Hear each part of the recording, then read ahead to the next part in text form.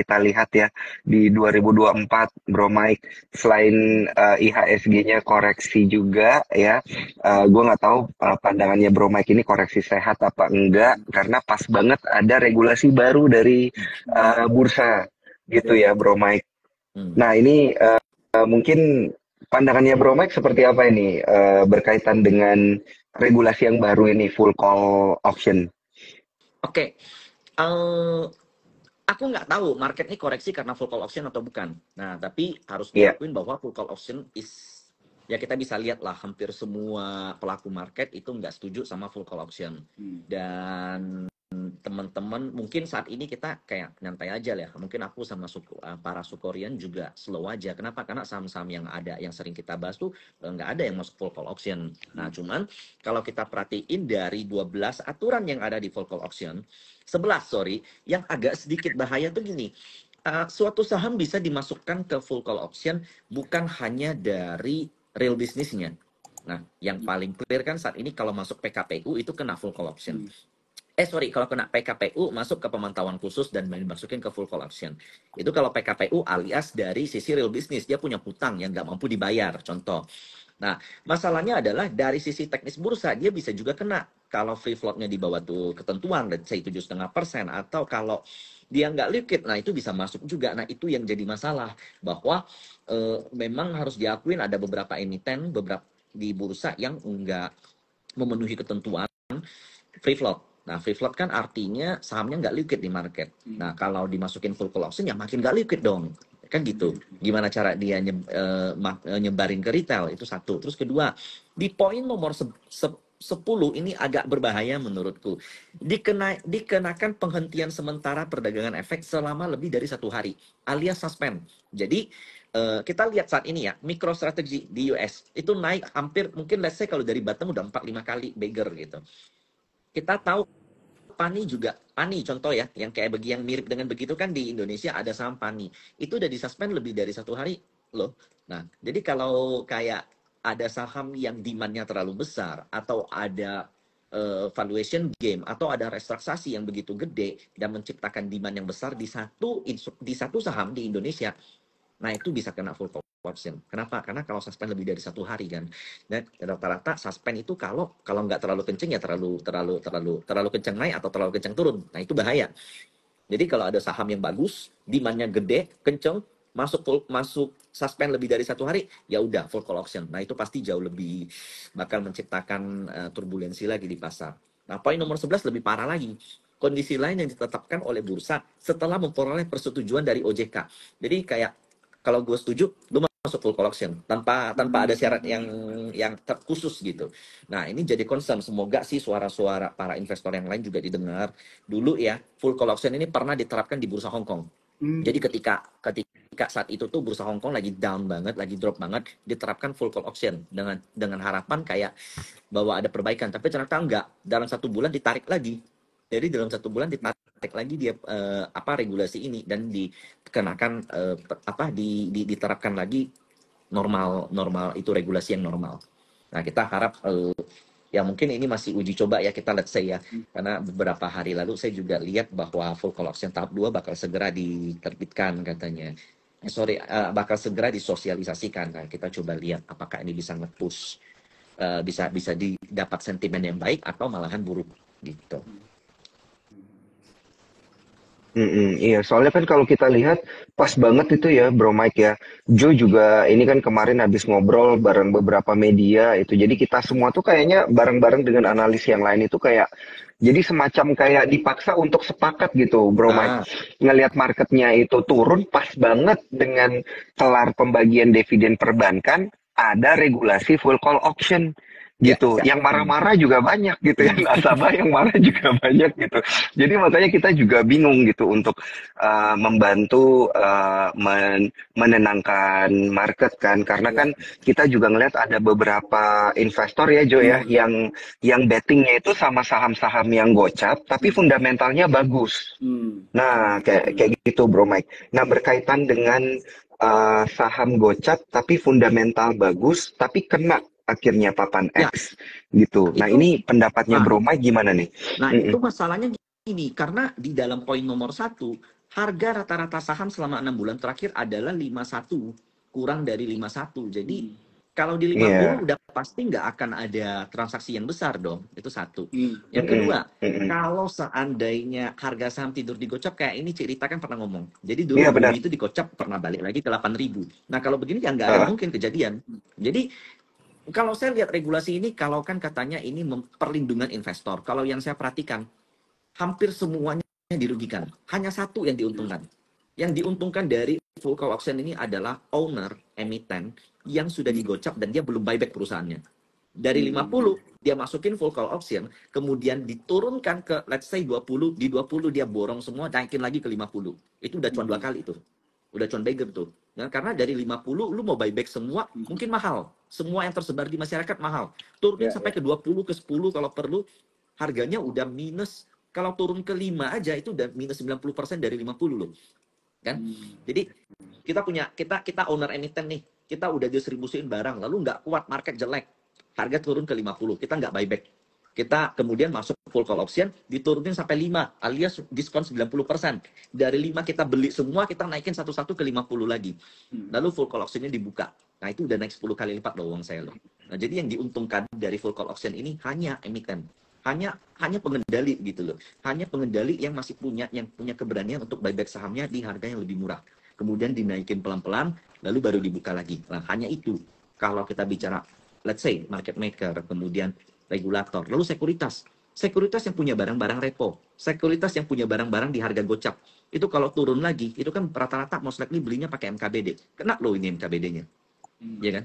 Disuruh buyback di bawah, berani nggak? Sekuritas nggak mungkin berani, bukan owner. Kalau dia beli lagi, diguyur lagi gimana? Yang hanya bisa untung dari regulasi ini adalah owner-owner yang belum buyback di 50 atau yang baru mau IPO. Jadi begitu nanti dia IPO, udah selesai bagi barangnya, dibuat ke 50. Contoh, nggak dijaga ke 50. Lalu masuk full call option. Ya, turunkan aja sampai 5. Buyback semua, naikin lagi ke 50. Karena di sini ada aturan yang, ini aturan tidak tertulis lah ya. Banyak yang bilang kalau seandainya sahamnya nggak liquid, kalau lu bisa yakinin bursa, kalau lu bisa liquidin, ya let's say lu kasih bid, lu kasih offer, lu buat transaksi, itu lepas dari full call option. Nah ini kan artinya apa nih? Ini artinya bursa pengennya rame, tapi lu malahan ngebuat ini jadi makin gak rame gitu. Nah saya ambil contoh lagi ya. Jadi sepertinya ada beberapa counter di market. Contoh Garuda, ini kan ekuitasnya negatif. Jadi dia juga masuk nih, meskipun lumayan liquid ya, dan nggak di 50. Tapi karena dia ekuitasnya negatif, masuk ke full call option. Cuman dia kan udah 3-4 hari naik. Transaksi Garuda hari ini naik, udah 3-4 hari naik, itu hanya 9,9 miliar. Dan itu termasuk kecil untuk Garuda. Garuda tuh biasa transaksinya lumayan rame. Lalu kemudian ada kayak, ambil contoh lain, BKSL 42%, nggak arah 7% something gitu. Mungkin nggak bisa arah kali ya, karena kalau 43 di atas 10% ya. Tapi transaksi cuma 2,6 M. Nah, jadi kan ini justru makin nggak liquid. Nah, itu menurut saya kurang tepat kebijakan ini. Call option is okay. Call option itu ada di semua bursa. Amerika, China, India, Malaysia, Singapura, itu semua ada call option. Jadi kalau di Indonesia jam 8.50 sampai jam 9, jam 3.50 sampai jam 4. Nah, cuman yang masalah itu full. Nah, kalau dibuat full, jadi artinya transaksi hanya bisa terjadi di momen-momen call option itu, yang which is itu kita dibuat 5 kali. Dan kita kan dalam jam 9 sampai jam 4 kan kita bisa transaksi ratusan kali, ribuan kali, tiap menit, tiap detik. Nah, ini dibatasi dari cuman 5, jadi cuman 5 kali. Dan itu yang ngebuat ya investor tuh belum siap lah. Nah, saya berharap mungkin ya ini hari transaksi yang ada sekarang, market yang ada sekarang juga respon terhadap hal itu. Nah, ada orang yang bilang kayak gini. Jadi ini aku baca komen-komenan orang tuh lucu. Aku awalnya setuju.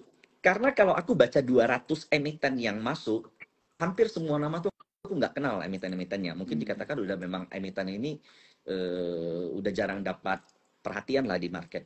Lalu ada yang bilang, ini kan untuk menghukum orang-orang yang ngebeli tanpa ngelihat fundamental, ataupun ini untuk menghukum orang yang beli saham nggak jelas. Ingat loh, ada ADES dan TOTO loh.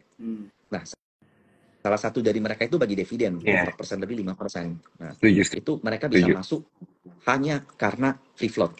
Sementara Bank Permata, free floatnya tuh nggak sampai 5% nggak masuk. Nah, ini next time. Nah, nanti ujung-ujung kalau semua bisa masuk, bahkan kalau seandainya disuspend, seandainya nih saham ini, contoh ya, ada satu saham yang harganya 70, 80 atau 100. Ternyata dia turn around. Mau diinjek sama dapat dapat proyek strategis dari pemerintah or whatever else gitu. Harganya bisa beggar 2 3 4 5 kali. Rame kenceng naik. Naik arah 25%, arah 25%. Arah ketiga 25%. Suspend lebih dari 1 hari nggak jadi, ya udah turun lagi. Ya artinya kan seperti itu. Jadi itu bahaya menurutku. Yang poin nomor 10 terutama itu yang agak berisiko untuk bursa kita. Iya, benar-benar setuju banget. Karena kan ada kayak tadi emiten apa Toto gitu ya. Kalau Cirita kemarin bilangnya ada BKSL gitu. Jadi Ya, ya. emiten-emitennya masih bagus, bagi dividen, fundamental bagus, tapi apa namanya kena juga gitu ya. Papan full call auction ini gitu, atau papan pemantauan khusus gitu. Jadi ya mau gimana lagi ya. Dan juga ini yang Bro Mike bilang ini bener ya Jo ya, kayak semacam Iya, emiten itu dipaksa untuk buyback gitu ya, iya, iya, iya, supaya ada likuiditas, tapi dengan harga murah gitu ya. iya, iya, iya. Itu jadi salah satu memang yang Bro Emi mention itu juga menjadi salah satu apa ya, kekhawatiran juga gitu kan, istilahnya tujuan FCA ini buat apa? Mungkin sebenarnya untuk lebih fairnya mungkin sosialisasi yang lebih baik harusnya ada begitu ya untuk para retail gitu kan, kita ini maksudnya dari mekanisme yang baru ini begitu kan. Karena ya benar kayak yang dibilang kan, Mm-mm, kalau mm-mm. misalnya Lapkeo kan bisa dipoles-poles aja, jelek, bisa sengaja, terus jelek, harga turun 1 atau 2, buyback, naik Iya, lagi, itu iya, kan iya. berbahaya gitu ya buat retail. Nah, tapi kita nggak tahu ya tujuannya seperti apa, Iya, makanya sama kan sosialisasi. kalau Hmm, kalau full call auction itu kan cuma ngelihat bid sama offer doang ya, Bro Mike ya. Ya, Jadi kita nggak bisa ngelihat orang ngantri di mana gitu, jumlahnya berapa. Pokoknya kalau kiri kiri, kanan kanan gitu kan. sebenarnya Jadi ini bukan bid semacam offer sih, kayak lebih ke blind IF dan trading IF. ya. Iya, IF iya, dan IF, iya benar. bukan bid dan offer ya. Ah, ah. Karena bid dan offer kalau udah muncul ya udah telat sebenarnya. Kita hanya bisa di satu harga doang kan. hmm, Iya, benar Dan benar dan benar dan ini benar. dan ini ada satu cara yang makin baik untuk owner emiten yang belum buyback di 50 dan yang baru mau IPO. Nah, caranya ya kayak itu. Nah, PKPU itu kan mudah sekali ya untuk dibuat ya. Kalian pura-pura aja berhutang sama orang lain. Nah, kalian hmm, pura-pura berhutang sama kalian punya supplier, kalian punya pura-pura berhutang sama konsumen, atau pura-pura berhutang sama bank, kerja sama aja. Lalu, contoh, pinjam 10M. Lalu nggak mampu bayar 10M-nya. 10M-nya kalian simpan aja di kas atau di mana, beliin emas atau beliin Bitcoin atau beliin saham atau apapun itu. Lalu ajukan suruh peminjamnya yang krediturnya laporin ke polisi, laporin perdata gitu. Aku kena PKPU. Nah, kemudian sahamku turun ke bawah. Ternyata aku mampu bayar. PKPU-nya dibuka, lalu kenceng lagi, lalu dibuka, lalu papan apa pemantauan khususnya. Nah, pas begitu di bottom, aku bebas beli mau di berapapun. Cuman retail yang dari harga 50 turun ke ngelihat harga sahamnya tiap hari turun 10% kan pasti condong untuk jual, bukan untuk berani bertahan atau berani buyback. Nah, itu tuh ingat tuh. Nah, kalau kayak begini kan, aku sih sarkas sih. Maksudnya ini berbahaya untuk retail, ini bukan ngelindungin retail gitu loh. Ya, ya, ya. Oke, oke. Nah, ini sebelum kita lanjut ke pertanyaan selanjutnya ya, ini seru banget ya sama Bro Emi. Kadang-kadang gue suka kehipnotis nih kalau ngobrol sama Bro Emi nih, kadang-kadang jadi lupa Enggak lah. gitu ya, karena seru ngedengerinnya. Jadi ini iya. buat teman-teman nih ya, ini banyak banget istilahnya komen-komen yang benar-benar istilahnya interaktif ya teman-teman ya. Tapi tetap kita juga harus respectful. Di sini aku mau bagiin 5 hadiah ya buat teman-teman yang nonton malam hari ini. Ya, free buat teman-teman ya, ada merchandise khusus dari Soko Sekuritas. Yang kalian perlu lakukan hanya cuma screenshot aja ya IG live malam hari ini, TikTok malam hari ini, tag di Instagramnya Ko Michael Yo ya, MY, tag IG Soko Sekuritas dan tag Instagramnya Daniel Wiguna ya. Akan ada 5 merchandise menarik ya teman-teman ya buat semuanya. Oke, kita lanjut lagi. Nah, jadi tadi kan kita udah ngomongin ya istilahnya mengenai pendapat kita lah ya mengenai mekanisme dari full call auction ini. Pertanyaannya nih bro, dengan FCA ini apakah masih tetap bisa untung nih gitu kan? Tadi kan kesannya kita ke arahnya ke pesimis nih. Ini kan kita ngobrolnya sama Bro MY nih kan. Nah, kalau misalnya dari Bro MY sendiri, kira-kira dengan keadaan FCA ini pun, sekalipun, apakah kita masih bisa melihat ada celah untuk mendapatkan untung atau profit sebagai retail? Atau mungkin tidak sama sekali, lebih susah? Dengan keadaan full call auction seperti ini? Iya. Oh, I'm sorry to say, tidak. Jadi bukan cuma kita, bukan cuma retail, sekuritas juga nggak akan kelabakan. Kemudian owner emiten pun yang sudah buyback di 50 itu bakal kelabakan. Benar-benar menurut saya yang hanya diuntungkan dari skema ini adalah emiten yang duit cashnya masih banyak dan dia belum buyback perusahaannya. Hanya itu yang diuntungkan. Hanya dia. Ini tuh pernah kejadian di Bufa.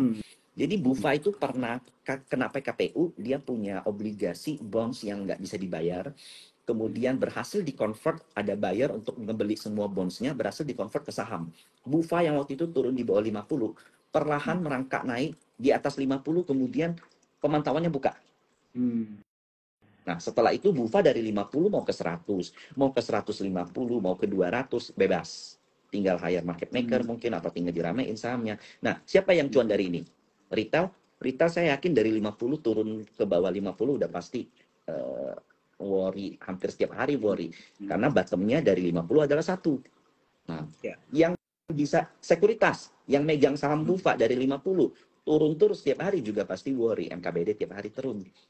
Yang benar-benar bisa menghasilkan dari ini hanyalah owner, karena dia tahu hutangnya kapan dilunasin, kira-kira company-nya itu valuasinya next time ke depan bakal berapa, pendapatan projection-nya berapa. Jadi benar-benar ya saya tuh cukup yakin kayak BKSL contoh. BKSL sebenarnya bukan company yang jelek, itu masih ada potensi untuk turnaround. Nah, kayak gitu-gitu yang diuntungkan. Kenapa? Karena dia pasti dia mampu buyback lah kalau di bawah gitu. Nah, jadi kalau kita sebagai retail agak susah nih. Nah, sip. Gue suka banget nih jawabannya KMY ya, langsung to the point banget. Jadi ini udah sebenarnya lebih menjawab topik kita, Bro. Karena ada pertanyaan nih, untung atau buntung udah jelas, nggak ada untungnya, susah gitu ya. Nah, jadi mungkin satu pertanyaan. Gue punya follow up question. Gue dulu. Gue jarang-jarang ngobrol sama Bro Emi. Jadi ini sekalian nih gue nanya nih. Ada follow up question. Bro Emi, kalau misalnya kita ikut spekulatif buy nih, misalnya ya. Kita ikut spekulatif buy di deket-deket harga nominalnya dia. Atau kita ngelihat BVPS, book value per share, gitu kan.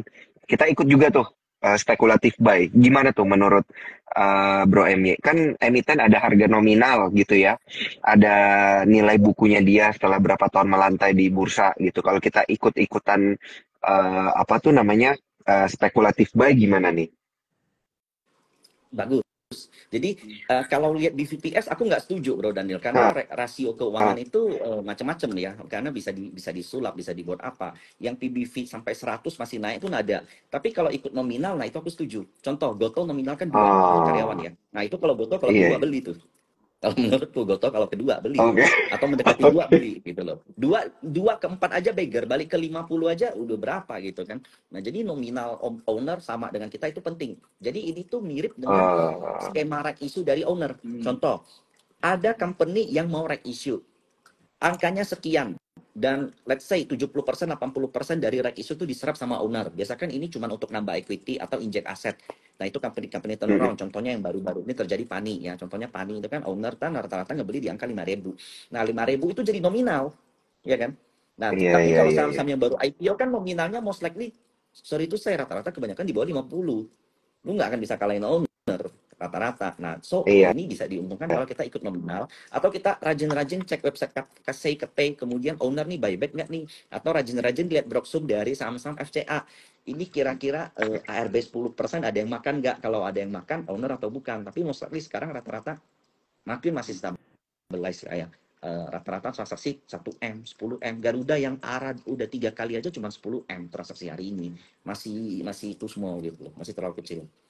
Jadi lebih kayak it's not about flow. Ini bukan tentang flow, ini bukan tentang fundamental, ini tentang harga modal owner berapa, owner mau beli di berapa gitu loh. Jadi kan banyak yang kaitkan FCA ini dengan judi togel kan katanya, ininya apa konotasinya tuh judi togel.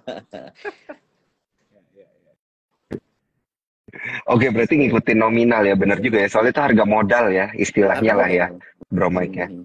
Kalau memang company-nya masih ada Oke. harapan, kayak kayak menurut saya kayak Garuda, BKSL, nah itu masih ada harapan menurut saya ya.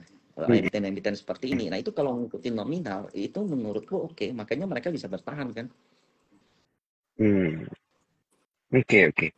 Jadi semacam retail ini semacam secara tidak langsung didorong juga untuk berpikir bahwa oke, mungkin bisa sedikit spekulatif buy di dekat harga nominal lah gitu ya. Tapi disclaimer on ya, disclaimer on, keputusan jual beli ada di tangan para investor nih tentunya. Yang pasti kalau untuk spekulatif buy seperti ini harus punya landasan fundamental yang kuat. Jangan cuma karena harga Iya, sih. Hmm. oke, oke, oke, benar, benar, setuju. Silakan, Iya. yuk. Oke.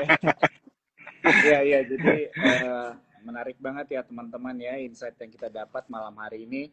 Oke, tadi mungkin sebenarnya pertanyaannya dari gua itu adalah, tadi kan kita udah membahas istilahnya mengenai apakah untung gitu kan atau buntung dengan adanya full collection ini, dan jawabannya sudah clear gitu ya, sangat memberatkan investor gitu ya buat retail. Nah, mungkin sekarang pertanyaannya lebih ke arah buat Bro Emi nih, kira-kira gimana caranya kita survive nih dengan adanya mekanisme baru ini sampai mungkin nanti dievaluasi begitu kan, karena kalau misalnya kita lihat ini tadi mana ya, ini ada temen ada dari yang nonton ya, buset bener-bener banyak banget bro, kalau mau menonton sama lo questionnya gue sampai hilang nih. Oke, jadi intinya tadi ada yang nanya kalau misalnya dia punya saham terus masuk ke dalam list full call option ini bro, better di keep atau langsung di sell aja nih, karena kan kayaknya kedepannya akan banyak revisi dan perubahan dan sebagainya hopefully ya. Tapi kalau menurut lo gimana nih untuk menanggapi situasi tersebut? Kalau seandainya FCA ini direvisi, semua saham yang saat ini di bawah 50 itu akan balik menurutku. Jadi bakal Hmm. rame lagi seperti awal gitu. Jadi kalau saat ini Hmm. mau jual pun, I think mau jual kalau seandainya saham kalian yang terkoreksi saat satu hari transaksi cuma 10 juta atau 2 juta atau 100 juta, gimana jualnya? Saya rasa nggak bisa juga ya. Nah, Hmm. tapi kalau seandainya kalian keep, contohnya ya, ada dua yang aku concern adalah Garuda sama BKSL tuh ada kemungkinan saham ini turn around in the next game, in the next year maybe, atau Hmm. at the time lah, at the time tuh mereka bakal turn around. Ini tuh justru kesempatan buat mereka ngelihat bottomnya di berapa gitu. Nah mungkin Hmm. ini ngebuat kayak jadi owner ataupun market maker tuh jadi kayak nggak bisa nyantai. Kalau mungkin selama ini kan ya 50 nyantai dulu lah, tidurin, nanti kalau gua udah ada duit, projectnya udah jalan, gua baru tarik, gua baru kumpulin. Karena di 50 dia juga nggak bisa ngapa-ngapain. Tapi kalau ini owner jadi sedikit kerja keras nih, wah saham gua kena nih, gua terpaksa harus jaga nih, atau gua harus buyback nih di berapa gitu. Nah jadi ini benar-benar kayak only selected, only selected, kayak only selected stocks gitu. Jadi kamu harus cari kayak berlian di antara tumpukan sampah gitu. Karena saham yang masuk full collection kan kebanyakan ya, sorry to say, kayak kebanyakan emiten-emiten yang udah jarang dapat apresiasi. Tapi di antara semua itu pasti ada berlian. Nah menurutku kayak Garuda, BKSL itu bisa jadi contoh. Nah kalau yang lain aku nggak tahu. Nah coba coba deh jadi alasan kenapa kalian pegang saham ini. Dia bisa kegocap tuh karena apa? Karena margin call kah? Atau karena company-nya memang udah mau pilot kah? Atau cuman karena ada, biasanya yang biasa rebound-rebound kayak begitu tuh karena ada hutang. Nah, itu yang menarik itu. Dia ada hutang gede, tapi ini company too big to be true gitu. Hutang ini tuh suatu saat bisa dibeli sama orang lain gede, atau hutang ini bisa di-restruct, atau hutang company itu bisa turn around. Nah, itu yang menarik tuh. Kayak zaman-zaman dulu tuh kita banyak banget ngelihat yang kayak begitu-begitu. Jadi company-company yang hutangnya banyak dibeli sama orang, kemudian di-convert jadi saham lalu dinaikin. Kebanyakan yang kayak gitu. Cuman ini kita udah bicara, kalau kita bicara fundamental valuasi ya udah nggak begitu kepake sebenarnya. Kalau di riset kan juga nggak mungkin tuh sekuritas keluarin riset yang kayak begitu-begitu juga nggak mungkin tuh. Iya, iya, jarang banget. Iya, iya, iya, iya. Oke, wah ini menarik banget ya. Jadi mikir juga sih. Ini pasti buat teman-teman Cuan Troopers dan semua nih ya, teman-teman yang menonton TikToks kita malam hari ini, pasti kan udah dapat banyak insight ya.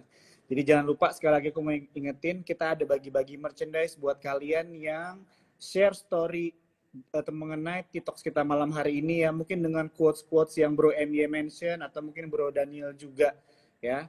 Nanti akan ada hadiah yang dikirimkan. Oke, Mungkin waktunya kan tinggal 19 menit lagi nih. Nah, kita juga mungkin mau lompat ambil pertanyaan dari teman-teman Cuan Troopers ya Dan ya.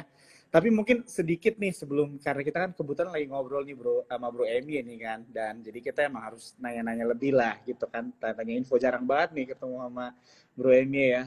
Mungkin kita kalau misalnya keluar dikit dari FCA nggak apa-apa kali ya Bro Emi ya.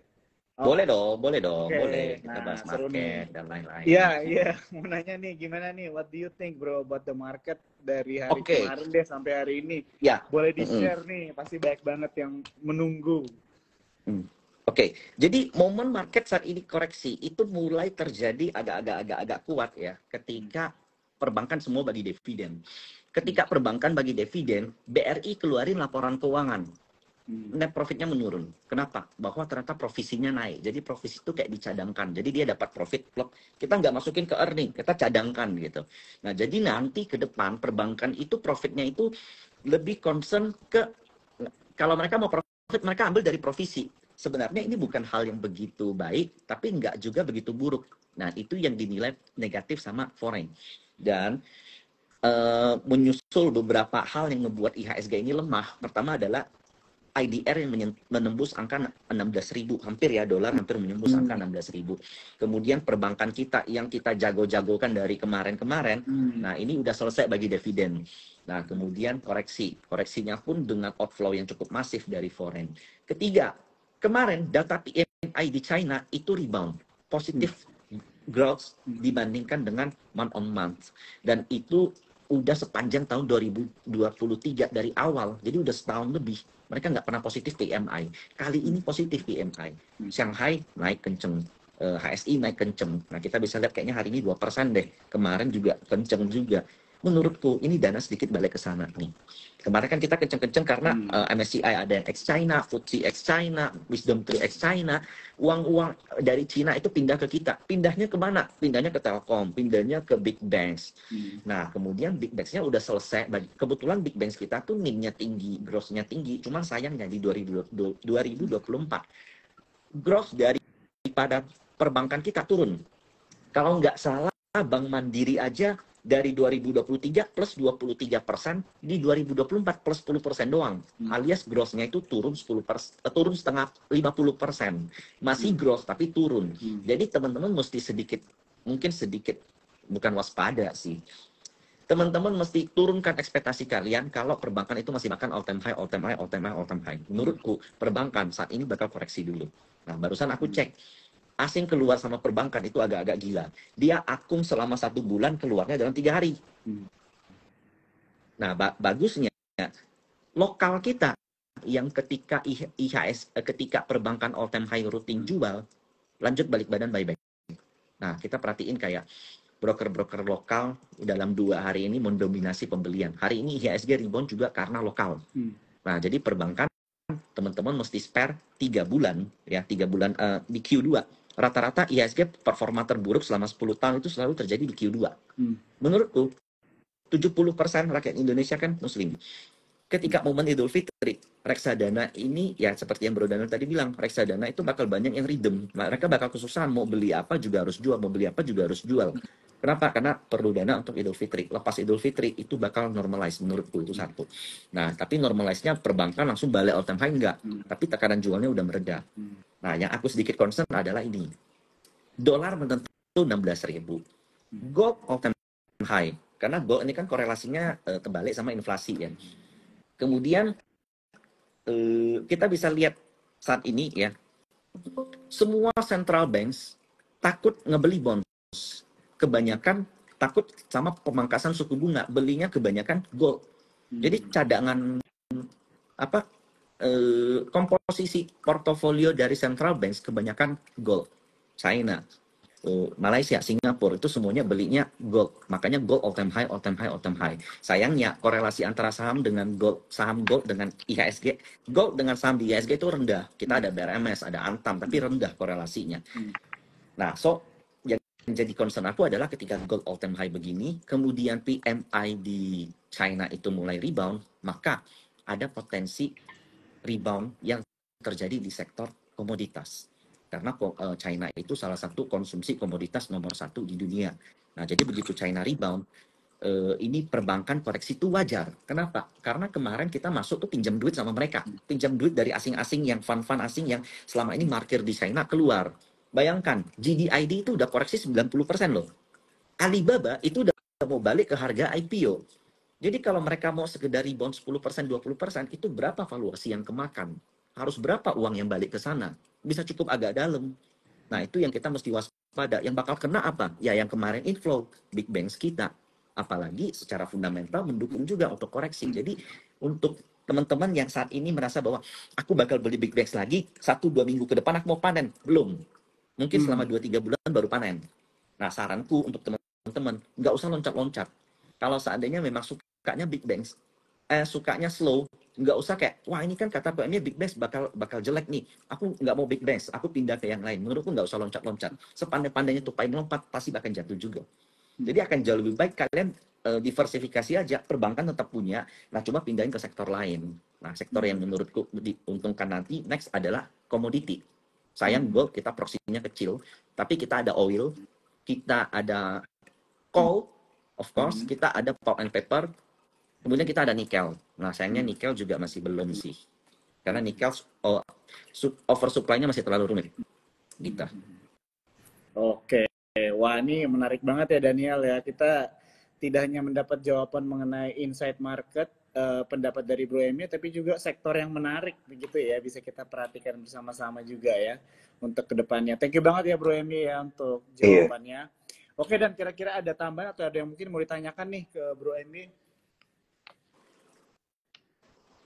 Iya bener. Kalau kita lihat market kayak gini ya di Q1 dan juga dengan adanya banyak sentimen nih, Bro Mike. Tadi kan kita bahas cuma satu sisi ya, full call auction, kemudian Bro Mike kasih insight yang lebih gede bahwa sebenarnya sektor-sektor lain juga banyak yang lebih menarik untuk kita perhatikan gitu ya.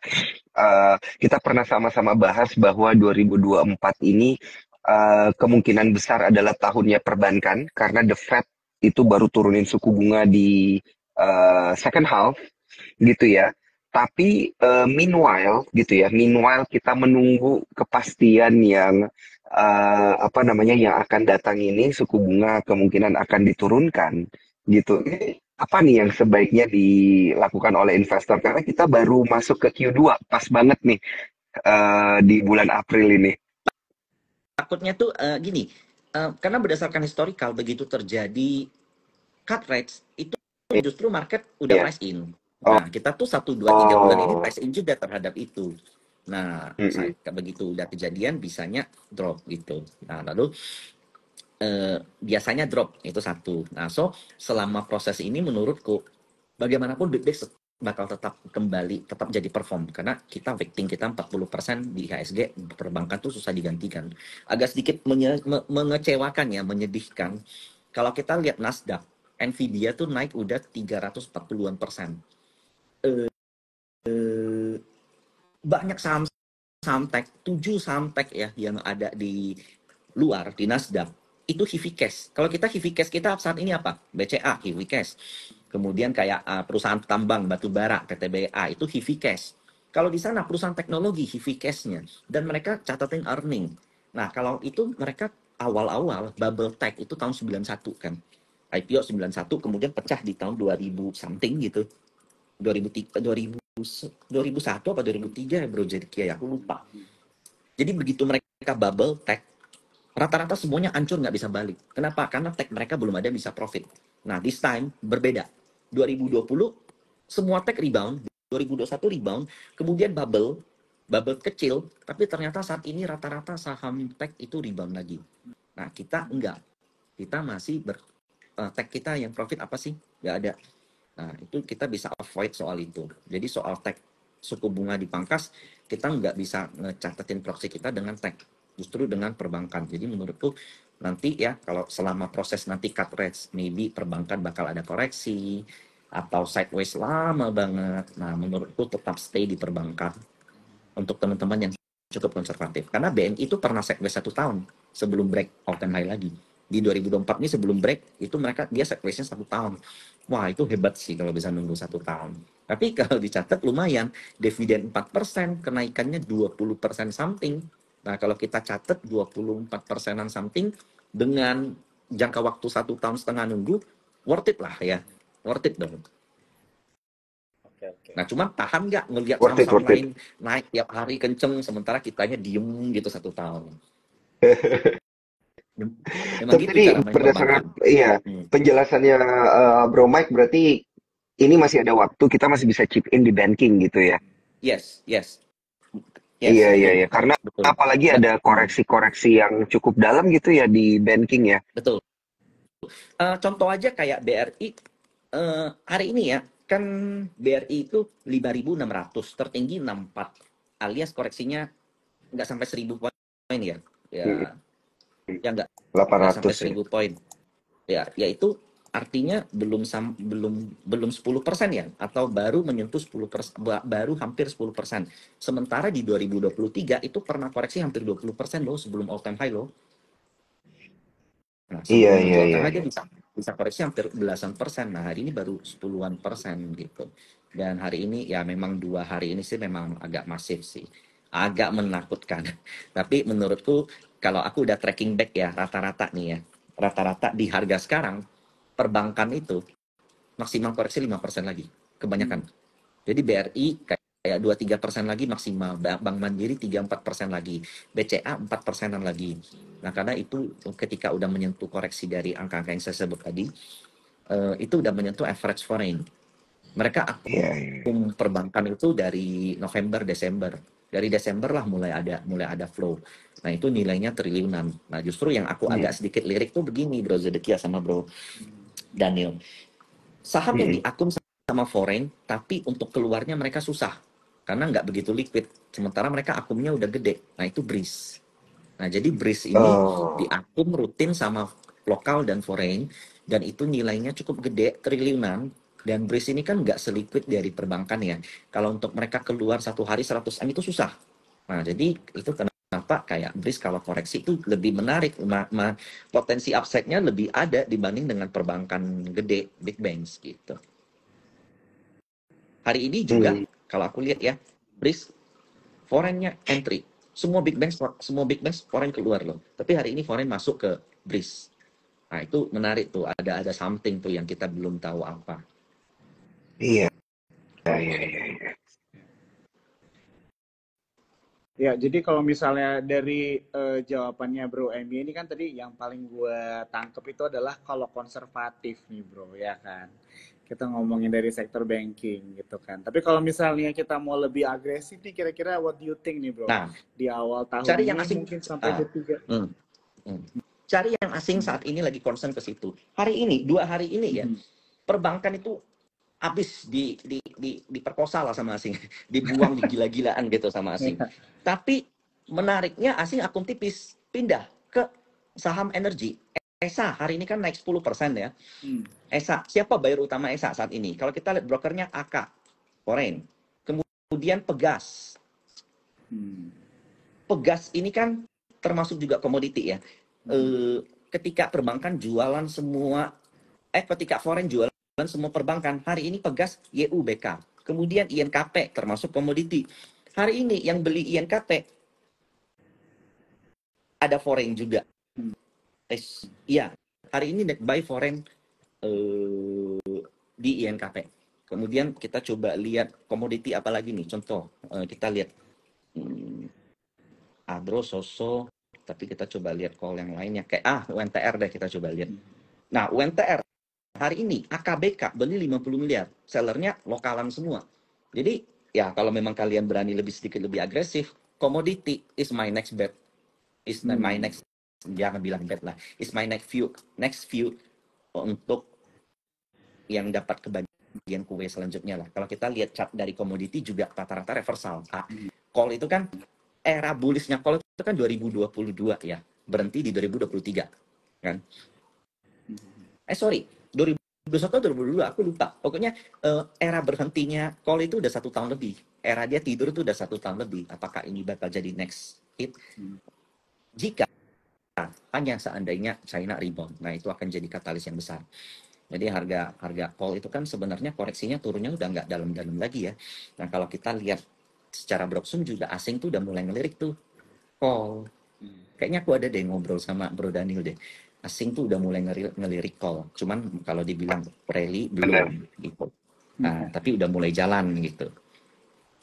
Nah, Iya, iya. salah satu my next bet, Mantap. my next fee itu aku suka UNTR. Kenapa? Karena UNTR ini kan punya emas. Dia Iya. juga punya proksinya ke batu bara juga. Kalau batu bara naik, tambang naik, ya penjualan mereka pun bakal naik gitu. Wah, ini gue suka banget nih ya. Ada yang bilang FCA itu full commodity auction nih, gara-gara lu bahasnya sektor energi. Ya, jadi gue jadi keinget nih buat teman-teman yang nonton malam hari ini, mungkin kalian ada yang ketinggalan ya. Tadi kita banyak banget yang udah dibahas ya. Kita di awal tuh banyak bahas mengenai full call auction. Buat teman-teman yang penasaran, jangan khawatir, nanti ini TikToknya akan di save di Instagram Sukor Sekuritas, jadi kalian bisa nonton dari awal. Ya, dan buat kalian juga ada 5 merchandise dari Sukor Sekuritas ya, yang kalau kalian screenshot TikTok malam hari ini, tag Instagramnya KOMY, Instagramnya Daniel Wiguna, dan juga Sukor Sekuritas ya. Dan kalian mungkin bisa masukin di situ caption, komen, atau mungkin hal-hal apa yang disebut sama KOMY atau mungkin dari Bro Daniel juga yang menarik ya teman-teman ya. Dan jangan lupa kalau kalian belum punya akun, bisa buka di e-form.sukorsekuritas. Oke, dan mungkin kira-kira ada satu pertanyaan lagi nggak nih yang mau lu tanyakan sama Bro MY sebelum nanti mungkin kita akan tutup TikTok kita malam hari ini. Oke. Satu pertanyaan terakhir nih, Bro Emi. Momentum apa yang sebenarnya bisa kita manfaatin di tengah kondisi market yang lagi kayak gini nih ya? Apa namanya, banyak yang jualan, intraday trading sampai di 7.100 gitu ya. Mau liburan seminggu gitu, dan untuk memulai kuartal kedua gitu, supaya nanti at the end of Q2 kita bisa portonya lebih baik lah, Bro Emi. Wah, ini susah nih pertanyaannya Bro Daniel. Aku mesti mikir tuh. Yang susah disiapin yang terakhir, Bro.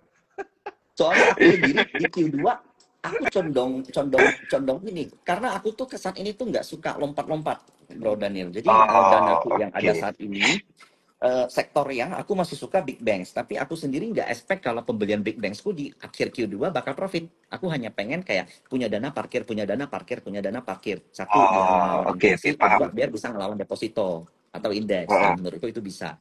Nah, tapi my next dana parkir, dana cashku itu aku bakal gede di komoditi. Oke. Berdasarkan order yang ada, karena aku ngelihat makro, kemudian kita ngelihat gold yang tinggi, lalu kayak perbankan tuh kayak banyak yang nanya kayak sektor retail Idul Fitri gimana. Kita tuh udah nggak bisa harapin domestic consumption, nggak bisa. Jadi kan ini kan baru pemilihan election ya. Kita tahu 02 menang, kemudian itu kan pasti bakal ada rapat baru, kemudian bakal ada kebijakan-kebijakan baru. Nah, target Pak Prabowo tuh GDP tuh 78% loh. Gila, itu 78% sih tinggi. Tapi dengan beberapa kebijakan seperti kayak ini, apa sih? Kayak tax yang diubah, kemudian ngepush dari investment. Nah, so in the next years, aku rasa yang berkaitan dengan investment itu bakal kenceng semua tuh. Yang pasti kita adanya di tambang, kemudian di mining, kemudian kayak contoh yang paling baru di PIK, BSDE, ada PANI gitu kan. Itu industrial property itu akan lebih menarik gitu. Jadi yang consumption agak di rem, agak di skip menurutku, lebih cari ke yang investment. Industrial land salah satu, kalau investment tuh dapat keuntungan tuh. Jadi kayak SSIA, kemudian BES, Demas, Akra, nah itu menarik tuh. Pokoknya yang proksinya tuh ke investment, karena target pemerintah ini nge-push ekonomi bukan dari domestic consumption. Justru consumption domestic ini bakal berdarah-darah dulu sebelum menuju di GDP 78%. Untuk menuju itu perlu dengan investor foreign yang masuk gitu. Perlu dengan meningkatkan investment. Jadi proksi-proksi investasi, proksi-proksi foreign investment, nah itu yang perlu dikonsenkan. Karena kalau nggak salah Prabowo itu niru India. Jadi defisit anggaran itu mau diperlebar dari 2%-an jadi 3%-an. Jadi itu mungkin bakal ada sedikit perubahan yang terjadi di market lah selama Q2. Iya. Ada turbulensi 2 ke 3% ya. Oke, dan kita defisit anggaran 2 ke 3%. Oke, siap. Ya, kita udah pas banget nih waktunya. Thank you banget ya, Bro MY. Selalu insightful dan seru nih kalau ngobrol-ngobrol sama lu. Thank you banget ya, Bro. Sama-sama Buat Pak Gudeg waktunya udah ya. Bro diluangkan buat Emi, thank you banget, Thank cerita-cerita. thank you. you banget. Thank Happy you. bisa ngobrol lagi sama Bro Emi. Sama-sama. Sehat-sehat terus, sukses terus ya Bro MY. Dan buat teman-teman Amin. cuan trooper semua, sukses dan semangat terus ya kalian. Sampai ketemu lagi di TikTok kita selanjutnya. Bye-bye semuanya. Thank you Bro Emi, thank you Cuan Troopers, thank you Jo. Thank you, thank you.